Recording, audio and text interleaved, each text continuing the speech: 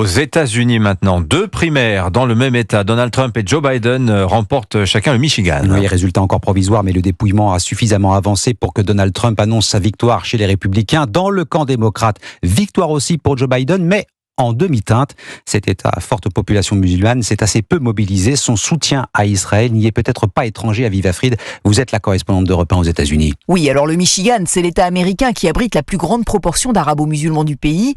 Une communauté qui avait voté massivement pour Joe Biden en 2020. Pourtant, depuis des mois, un mouvement baptisé « Abandonner Joe Biden » a pris de l'ampleur sur place en réaction à la position américaine vis-à-vis d'Israël. La consigne pour la primaire, c'était de voter sans préférence, une option disponible sur les bulletins de vote, une position soutenue sur les réseaux sociaux par la représentante démocrate du Michigan au Congrès, Rashida Tlaib. J'étais fière d'aller voter sans préférence. Quand 74% des démocrates du Michigan soutiennent un cessez-le-feu, c'est comme ça que nous pouvons utiliser notre démocratie pour dire « écoutez la majorité des Américains qui disent assez ». L'ampleur de ce vote sans préférence est un coup de semonce. Joe Biden avait remporté le Michigan en 2020 par 150 000 voix. Et la communauté musulmane locale, eh bien, ce sont 200 000 électeurs. Alors bien sûr, dans un duel face à Donald Trump, Joe Biden reste le candidat du moindre mal pour les Américains arabo-musulmans.